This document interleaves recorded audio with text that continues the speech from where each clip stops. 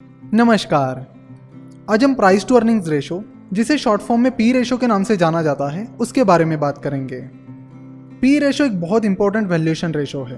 P ratio से हमें पता चलता है कि अगर कंपनी अपना पूरा प्रॉफिट अपने शेयर होल्डर्स के बीच बांट देती है और आने वाले सालों में सेम परफॉर्मेंस दिखाती है, तो आप जितने पैसे उस कंपनी में इन्वेस्ट कर रहे हो उन्हें रिकवर करने के लिए आपको कितने साल लगेंगे।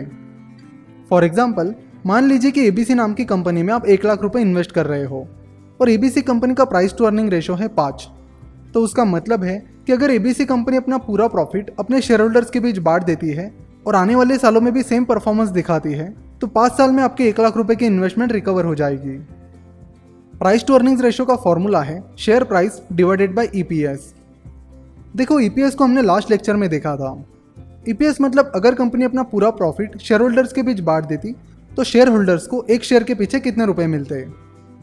और ईपीएस का फॉर्मूला है अर्निंग्स यानी profit divided by number of outstanding shares.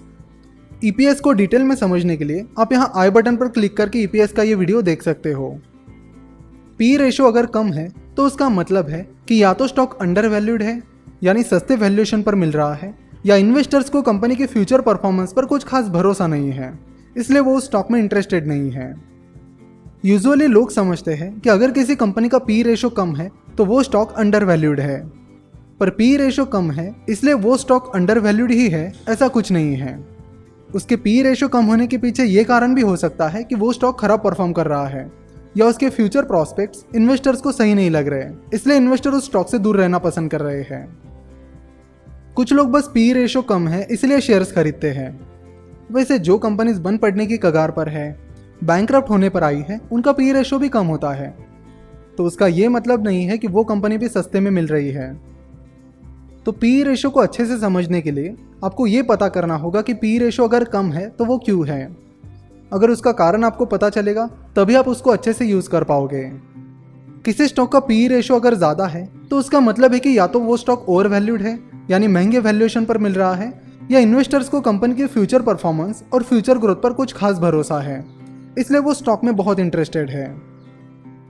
लोग समझते कि अगर किसी कंपनी का पी रेशो ज़्यादा है तो वो स्टॉक ओवर वैल्यूड है, पर पी रेशो ज़्यादा है इसलिए वो स्टॉक ओवर वैल्यूड ही है, ऐसा नहीं है। उसके पी रेशो ज़्यादा होने के पीछे ये कारण भी हो सकता है कि वो स्टॉक बहुत अच्छा परफॉर्म कर रहा है और उसके फ्यूचर ग्रोथ पर इन्वेस्टर्स को बहुत कॉन्फिडेंस है। आयशर मोटर्स का पी रेशो 5 साल पहले 65 था और उसकी शेयर प्राइस 2700 रुपीज़ थी, और आज उसके शेयर प्राइस 28,000 है और उसका पी रेशो 34 है। तो ज़्यादा पी रेशो है मतलब वो स्टॉक ओवर वैल्यूड ही है, ऐसा नहीं है। उसके फ्यूचर प्रॉस्पेक्ट स्ट्रांग हो सकते हैं, जिसकी वजह से उनका पी रेशो ज़्यादा हो सकता है।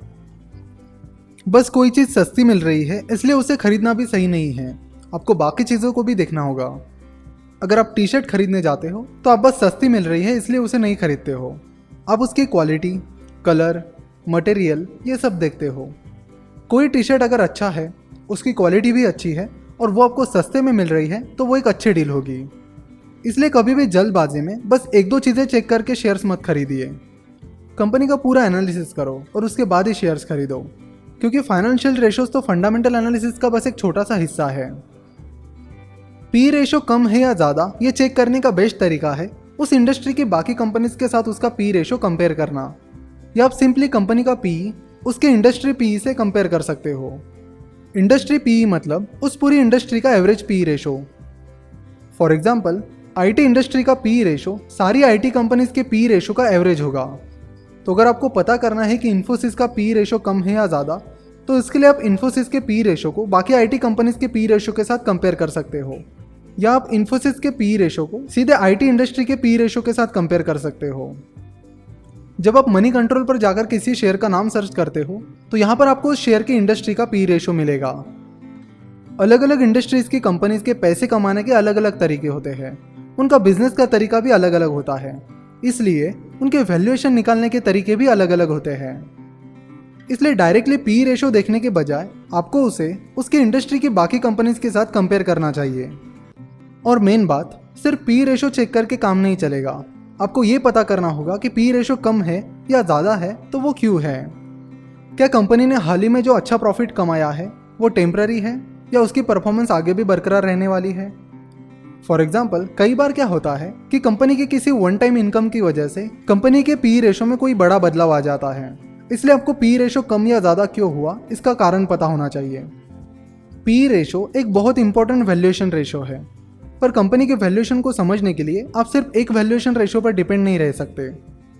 कंपनी के वैल्यूएशन को समझने के लिए आपको बाकी वैल्यूएशन रेशोज जैसे कि EV by EBITDA, PEG, price to cash flow ratio, इन पर भी नज़र रखनी चाहिए।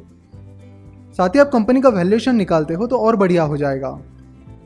फाइनेंशियल रेशोज के सीरीज में हम जल्दी बाकी वैल्यूएशन रेशोज की भी बात करेंगे। अगर आपको स्टॉक मार्केट से रिलेटेड या पी रेशो से रिलेटेड कोई सवाल है तो आप हमें 9049641491 या 8055835835 इन नंबर्स पर कॉल या व्हाट्सएप कर सकते हो। अगर आप finnovations.com पर नए हो तो ज़रूर चैनल को सब्सक्राइब करिए और साथ ही इस बेल आइकॉन पर भी क्लिक कीजिए ताकि आपको हमारे सारे वीडियोज़ के नोटिफिकेशंस मिलते रहे। हमसे जुड़े रहने के लिए आप हमें फेसबुक और ट्विटर पर फॉलो कर सकते हो और हमारे टेलीग्राम चैनल को भी ज्वाइन कर सकते हो। हमारे साथ जुड़े रहने के लिए और वीडियो देखने के लिए धन्यवाद।